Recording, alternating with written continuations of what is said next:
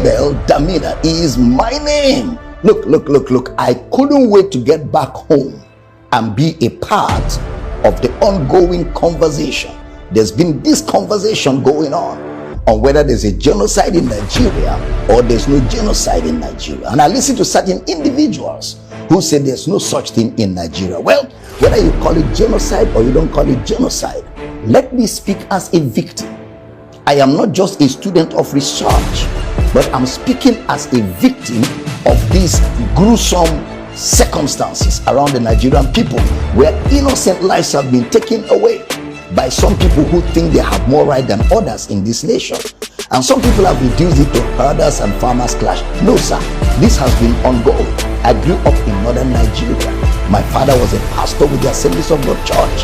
One morning we just woke up in Assemblies of God Church, Samaru Zaria.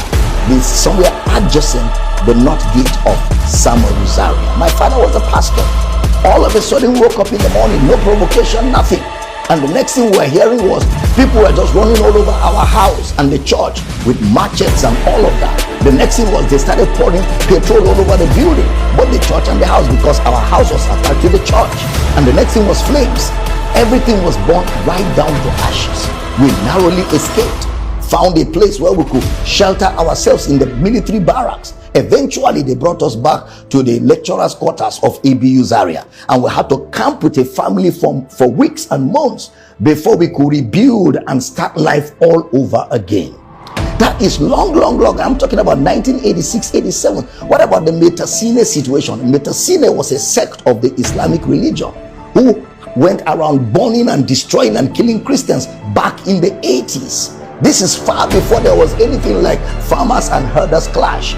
Then fast forward. What about in the year 2000, where over 2,000 people were killed in Kaduna? Year 2000. What about the over 300 people that were victims of the Miss World in November 2002? All of them, they were not a part of the Miss World. They were just on their own. Something happened somewhere else and they became victims of it. Lives were killed, houses were destroyed, and whenever they're carrying out this chariot, they will be shouting Allahu Akbar, Allahu Akbar, and they will carry their matches and carry whatever they have, and they will move in their numbers. And everybody on their way that is not chanting what they are chanting becomes a victim. I can go on and on.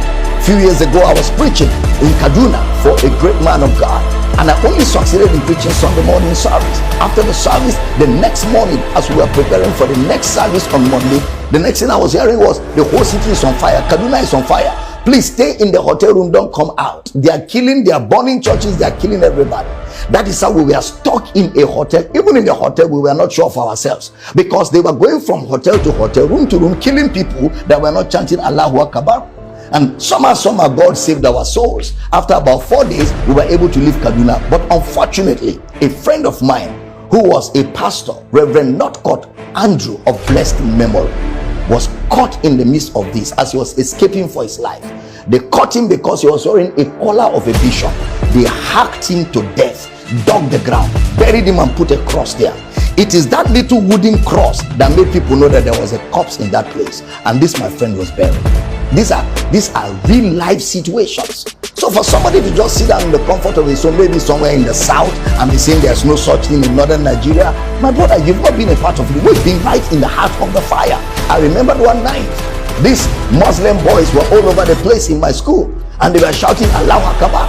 They were looking for me. I had to escape. That night, my saving grace was that I found a female hostel and I slept under the bed. By the next day, I left town. For what? I did nothing. No provocation. Just because I am preaching the gospel. And of course, some of them believe that once you are not of the Islamic faith, you are an infidel. And they believe that if you kill an infidel, you will sleep with 7 virgins.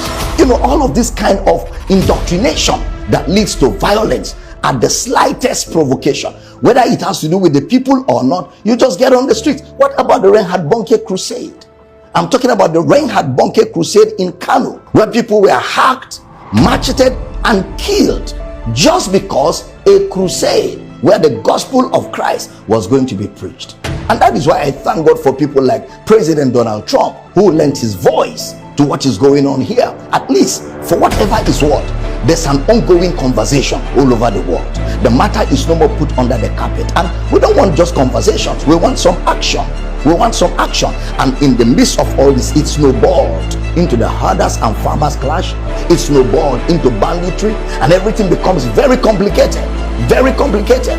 And people are dying by the day. There are people in northern Nigeria, places like Borno State, places like Plateau State, places like Benue State, places like southern Kaduna, where whole villages have been taken over by some of these bandits, by some of these Islamic extremists, by some of these Boko Haram people. They've taken over whole villages, driving the villagers away. And somebody said there is no such thing in Nigeria. Why do we have IDP camps? Why do we have IDP camps when we never had an earthquake? We never had an earth tremor. Why do we have IDP camps when there is no natural disaster?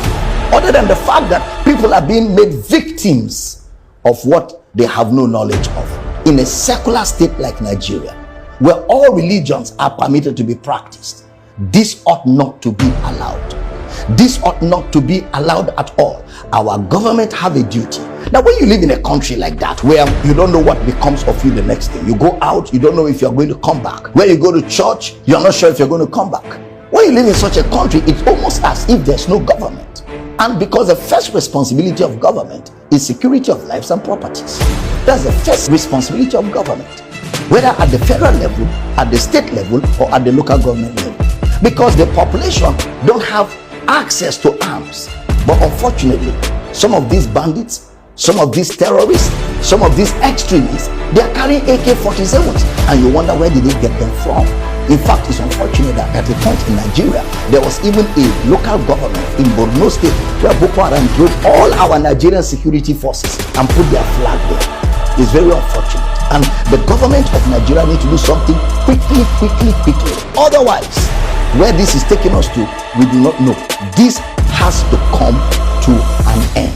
The ADP camps need to be emptied. Let people go back to their homes. Let people go back to their villages. Let people go back to their farmlands. Let people go back to their habitations, so that they can live normal lives, so they can live the life they're supposed to live on earth. You know, this is very, very important, and this conversation is so critical at this time, and it's critical that I add my voice to it as a victim of this situation in a country like Nigeria. And I'm believing God that the day has come when this menace will surely come to an end. God bless the Federal Republic of Nigeria. Amen.